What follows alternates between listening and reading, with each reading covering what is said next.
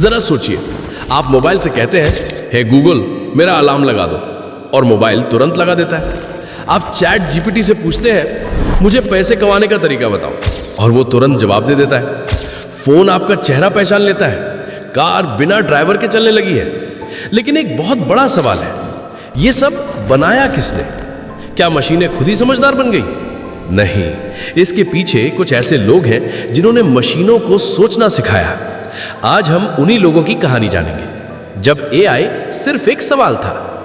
आज से लगभग 80 साल पहले एक आदमी ने दुनिया से एक अजीब सवाल पूछा, क्या मशीन भी सोच सकती है? यह सवाल पूछने वाले थे एलन ट्यूरिंग। उन्हें आज एआई का पिता कहा जाता है। मान लो तुम मोबाइल पर चैट कर रहे हो, तुम्हें नहीं पता सामने कौन है, हो सकता है इंसान हो या मशीन। अगर तुम पहचान ही नहीं पाए कि सामने इंसान है या मशीन, तो इसका मतलब मशीन भी सोच रही है। इसी को कहा जाता है ट्यूरिंग टेस्ट। यहीं से एआई की शुरुआत हुई। एक मजेदार बात, दूसरे विश्व युद्ध में जर्मनी एक सीक्रेट कोड इस्तेमाल करता था। उस मशीन का नाम था एनिग्मा मशीन। कोई उस कोड को समझ नहीं पा रहा था, लेकिन एलन ट्यूरिंग ने उसे तोड़ दिया और इससे युद्ध जल्दी खत्म हो गया। एआई को नाम किसने दिया? अब एक और वैज्ञानिक आते हैं, जॉन मैकार्थी। उन्होंने 1956 में एक मीटिंग रखी जिसे कहा जाता है डार्टमाउथ कॉन्फ्रेंस। यहीं पहली बार कहा गया आर्टिफिशियल इंटेलिजेंस, मतलब ऐसी मशीन जो इंसान की तरह सोच सके। पहली बार मशीन ने दिमाग लगाया। अब दो वैज्ञानिक आए, हर्बर्ट ए साइमन, एलन म्यूएल।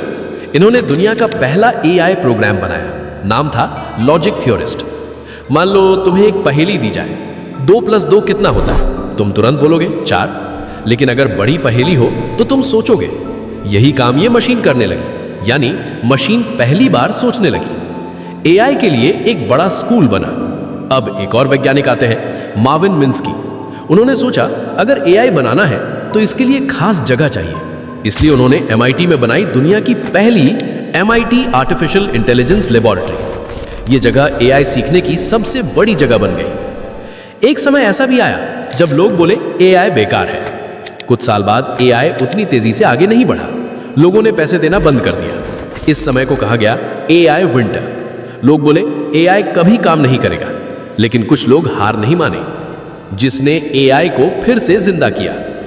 एक वैज्ञानिक थे, लोग उनके आइडिया पर हंसते थे, लेकिन उन्होंने हार नहीं मानी। उनका नाम है जॉफ्री हिंटन। उन्हें आज कहा जाता है एआई का गॉडफादर। उन्होंने क्या बनाया? उन्होंने बनाया आर्टिफिशियल न्यूरल नेटवर्क। बच्चों वाला उदाहरण, हमारे दिमाग में छोटे छोटे सेल होते हैं, उन्हें कहते हैं न्यूरॉन्स। इन्हीं से हम सोचते हैं। वैसे ही एआई में भी डिजिटल न्यूरॉन्स बनाए गए। इसी से मशीन सीखने लगी, जिसने मशीनों को देखना सिखाया। अब आते हैं एक और वैज्ञानिक पर, यान लिकुन। उन्होंने ऐसी टेक्नोलॉजी बनाई जिससे मशीनें फोटो पहचान सकती हैं। इसका नाम है कन्वोल्यूशनल न्यूरल नेटवर्क। जब तुम किसी फोटो को देखते हो, तुम तुरंत पहचान लेते हो ये बिल्ली है, ये कुत्ता है। लेकिन मशीन कैसे पहचानती है? वो फोटो को छोटे छोटे टुकड़ों में देखती है, फिर समझती है। इसीलिए आज फोन चेहरा पहचान लेता है। आज एआई हमारी जिंदगी में क्या कर रहा है? आज एआई हर जगह है, जैसे voice assistant, face unlock, self driving cars, medical AI, chatbots. आज हम इस्तेमाल करते हैं चैट जीपीटी, जिसे बनाया है ओपन एआई ने। तो अगली बार जब आप एआई इस्तेमाल करें, याद रखिएगा ये कोई जादू नहीं है, ये दशकों की मेहनत है। कुछ ऐसे लोगों की मेहनत जिन्होंने दुनिया को बदल दिया। लेकिन अब सबसे बड़ा सवाल यह है, भविष्य में क्या होगा? जब इंसान और मशीन साथ मिलकर सोचेंगे तो दुनिया कितनी बदल जाएगी? और उस भविष्य को बनाने वालों में क्या आप भी होंगे?